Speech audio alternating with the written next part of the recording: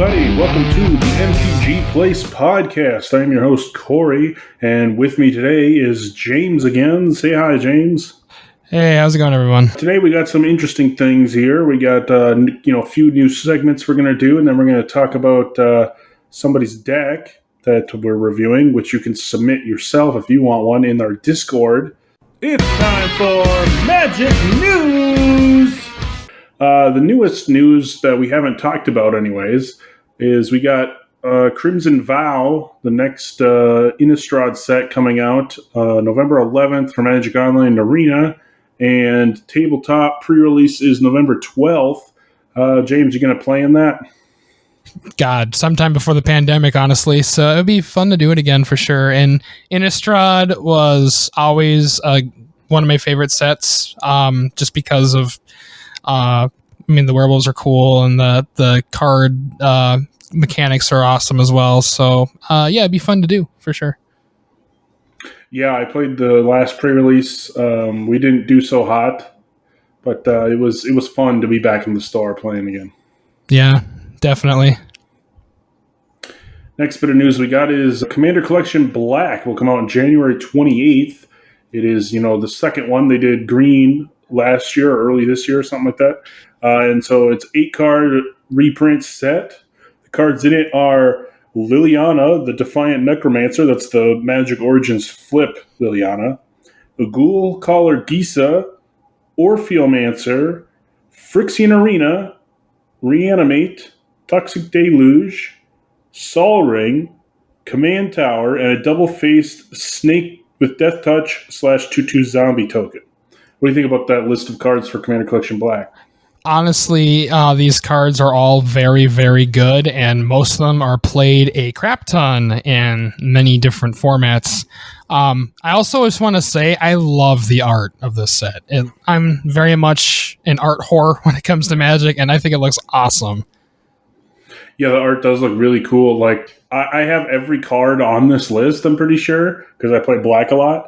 But, I honestly, I think the last about 4 are good. Like, the Phyrexian Arena, Reanimate, Toxic Deluge, Sol Ring, and Command Tower are going to be in all of them with cool, sweet art. Sol Ring art is insanely awesome. That Sol Ring art is really good. It looks like a ritual, basically. Like, it's so cool. Yeah, it looks like a ritual of skulls and stuff going on. It looks cool. And the Command Tower is also really sick. Like, I kind of want that. Like, it looks like there's like a rift behind it. Yeah, but for me, the Orpheomancer, Ghoul Caller Gisa, I don't. To me personally, I don't play those that much. Not as common of cards, I feel, but they have their place in certain decks for sure. But yeah. Yeah, I was kind of hoping Damnation would be reprinted in with this. Damnation with Sweetheart would have been really cool for sure, because that's a cool card in general. Yeah, and I could definitely see that being reprinted with some really sick art for sure.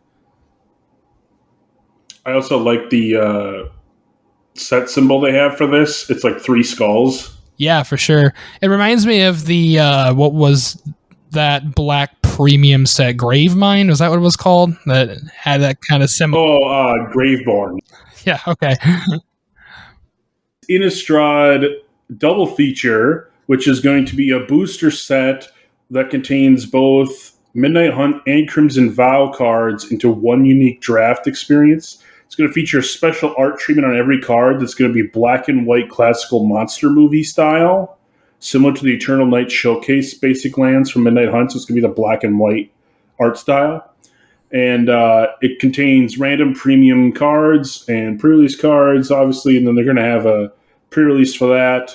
Pre-release card for that is going to be Endless Ranks of the Dead, so that'd be cool. What do you think about that? That sounds pretty sweet, huh? It really does, yeah. It sounds like a really fun draft experience. Like, personally, I'm not a huge draft fan, but something like this sounds like a lot of fun, especially with Innistrad. Again, Innistrad's just a fun set, in my opinion, so... Yeah, I'm definitely going to be drafting it a ton because I drafted, just this one a ton on Magic Arena. But I'll probably be drafting this one a ton. I like that it's going to combine the best of both, so we'll see what happens in Crimson Vow. But I also like that it's not like, you have to wait for a whole new set right away in January. It's like you got a double feature. It's a new draft experience. It's like a new set, but it's still the same kind of cards. It's going to probably make the cost of some cards go down, which is nice for people to pick up the cards they need from the sets. Yeah, unless you're one of those people who's hoarding all of the Arlens and hoping they go up ridiculously high. Or the Meat Hook Massacre and the Ren 7. Exactly. Oh, God, the Ren 7, that card. Exactly. And the style is really cool. Like, outside of this, I'm not sure how much I would use the whole, monochrome look, because I definitely like, color in my art, but it's definitely interesting. So definitely a cool aesthetic for this. Yeah, there's definitely going to be people that want this art. So, like, if you get one of those rare cards in it, I'm sure it could end up being worth more than the original art. Especially if you get a foil one. We all know that people love certain arts, which will make cards just randomly more expensive, even though they're the same exact card. So, yeah, that could be very good for trade bait or something.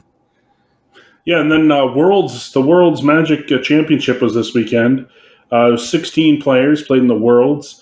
Yuta Takahashi won the Worlds. Which Damn, is he went 2-0 too. Yeah, I definitely think that this competitive scene needs to come back. I like that we're having arena tournaments. We need to have in-person tournaments again. It's going to be great to have tournaments back, hopefully next year. I miss like Grand Prix or whatever the heck they call them now. Magic Fest. Yeah, Magic Fest. That's what they call it now. That stuff was so fun just to be able to go out and play. Especially with not just standard, not just F&M. Which, I mean, there's nothing wrong with it, but I like to play with my other decks too. In a competitive field for sure. So it's so nice to be able to have more competition stuff come back like this after the pandemic. Yeah, I mean, and even if they bring back Commander Fest, I'd probably go. I didn't get to go to the first one because then it was right away pandemic after, and I didn't go to the first one. So it'd be cool if they brought that back because it's like everything there is Commander, just like open style. Exactly. That'd be cool. That is kind of what we play a lot of outside of modern or standard. But yeah, it would be really fun to play that. Yeah. Yeah, so if you want to see any of the World's deck lists, I posted all the deck lists on the MTG Place website on the blog. The link will be in the show notes. You can also join the Discord, and the link will be in there. All right, now on to the main phase of our show here. We're talking about a user-submitted deck list. This is submitted by Bad Jank in Discord. I think his YouTube channel is MTG Salt. So this looks like a competitive EDH deck here. Yeah, holy God, I would hate to have to play against this. Just saying. This deck is kind of insane. So we're going to go through this deck here quick. So I'm just going to read the cards here. We got Keurig is the commander. We got Blood Celerant, 24 Shadowborn Apostles, Blood Artist, Opposition Agent, Scourge Familiar, Razaketh, Villas, Echoing Return, Imperial Seal, Reanimate, Demonic Tutor, Diabolic Intent, Sign in Blood, Grim Tutor, Praetor's Grasp, Toxic Deluge, Yawgmoth's Will, Final Parting, Secret Salvage, Peer into the Abyss, Calling the Weak, Dark Ritual, Reign of Filth, Sacrifice, Songs of the Damned, Vampiric Tutor, Village Rites, Cabal Ritual, Imp's Mischief, Plunge into Darkness, Chrome Mox, Jeweled Lotus, Lotus Petal, Mana Crypt, Elixir of Immortality, Mana Vault, Sensei's Divine Top, Skull Clamp, Sol Ring, Grim Monolith, Aetherflux Reservoir, Thrumming Stone, Bolas Citadel, Meat Hook Massacre, Zombie Infestation, Necropotence, Ancient Tomb, Boseiju, Buried Ruin, City of Traders, Command Beacon, Crystal Vein, Emergence Zone, Gemstone Caverns, Homeward Path, Lake of the Dead, Nykthos, Peat Bog, Phyrexian Tower, Scorched Ruins, Urza's Saga, and 15 Swamps. Good stuff. For all you that didn't catch that, I will post this link in the show notes there really fast.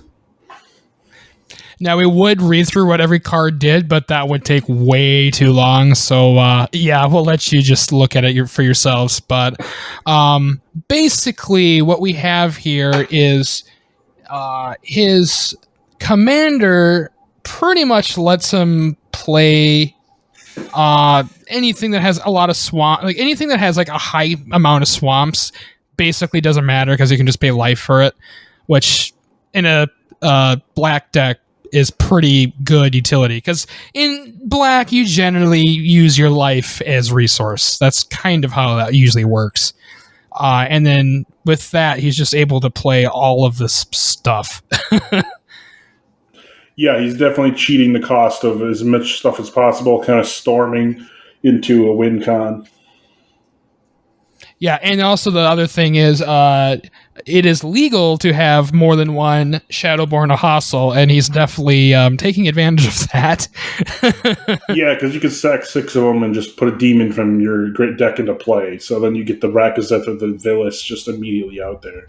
Yeah, it's just hilarious.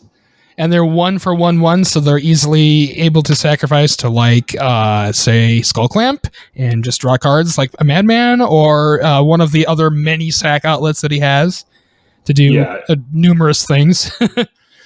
Yeah, this deck's going to be insane. The average mana curve here looks like it's 1.32 with lands or 1.9 Jesus without. Christ. That's pretty good. Yeah. So that's pretty insane. Let's see what we get for playtest hand here. I got Yogg's Will, 3 Shadowborn Apostles, 2 Swamps, and a Reanimate. Okay. Not playing this deck, I'd probably keep the hand and see where it goes, because one more Swamp and you're good. Yeah, you're pretty set. Honestly, with one Swamp, you could reanimate anything. So, I mean... So for suggestions for this deck, this like if I have to give this deck a rating, I'm giving it a 9 or a 10 out of 10, right? Yeah, easily. I mean, this deck has all of the power. This has all the power cards. I mean, when you look at the and it shows, because when you look at the cost, like the average cost to buy this, it's like thousands of dollars. So that's what happens when you invest a lot of money into a deck. It's extremely competitive. It's just kind of how it is. Right, so I'll go through the power level scale here. Power level 1 to 2 is jank, so there's not going to be much synergy in your cards. You're just randomly playing random stuff. Power level 3 to 4 is going to be casual, so there's going to be some synergy, but you're not going to have like strong synergies. 5 to 6 is focused, so there's some synergies, but there's still some like fun cards or pet cards. A lot of the precons fall in this category. Then 7-8 is optimized, which means it's powerful and it's almost a CDH level, but you probably don't have infinite combos or mass destruction, something like that. And then 9 to 10 is you're just trying to get your win con or infinite combo as soon as possible and win in the first 2 turns of the game. Yep, so that is a fully competitive deck, and I'd say this is pretty much there.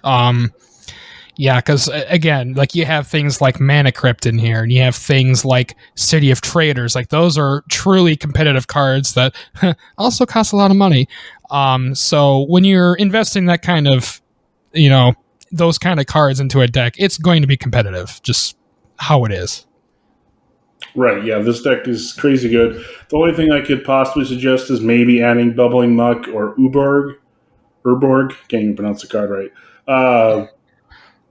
Just because, Urborg will make all your lands swamps, so then you can, sack them to Lake of the Dead or ramp them up with your Rain of Filth, but then Bubbling Muck could also double the swamps. Yep. Also, something like maybe Ashnods might be fun, because then you can just get an ass ton of mana, especially with all those apostles that could hit the field. But, again, I'm not exactly sure... what direction he would want to go playing, so that, maybe that could slow it down because he's sacking him to other things. But, there's not much else needed here, really. Right. And if you guys want your deck featured here on an episode, join the Discord, which will be in the show notes. You can apply there. We also are looking for people to help out. There's a place you can apply for a position or a volunteer spot, intern, whatever, to help us out if you want to. You can also apply to be a guest on the show in there. So we got all that set up in the Discord, which is cool. James's Jungle. All right, so welcome to my jungle. Generally, what I'm doing in this segment is these are kind of tend to be more of a green player as when it comes to Magic. So these are kind of my kind of cards that I like to play with. So today, for my first segment, I decided to start with a classic, a very versatile card, a very used card, and just overall, fun, I think. So the card I chose is Eternal Witness, which E-Witness is 1 green for a 2/1 human shaman creature that says when Eternal Witness enters the battlefield, you may return target card from your graveyard to your hand. I also love the fact that it's the art is done by Therese Nielsen, who is obviously, if you've been playing Magic for a long time, she is a very well-known artist for cards like Force of Will, for example. So it's got a lot of history behind it, and it's just a very versatile card because you can bring back literally anything with it for 3 mana, which, especially in green, is pretty nice because that's usually more of a black thing. So to have that in green is awesome. So yeah, it's just an overall fun card that's a classic as well. Yes, very good green staple card.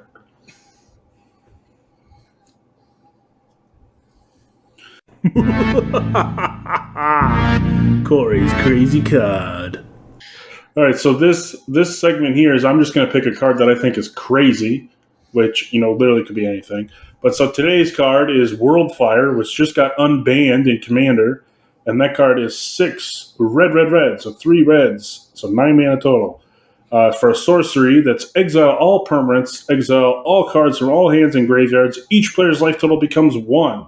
Now, why this is crazy is after you do that, most of the time, nobody has anything, and you're just top decking. First one to draw a land and Mana Dork is going to win the game.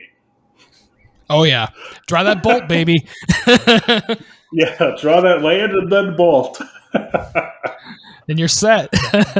It's a pretty crazy thing, man. It's just insane. Yeah, that card is just hilarious. I think those cards are always kind of fun to shake up the game for sure, especially in Commander.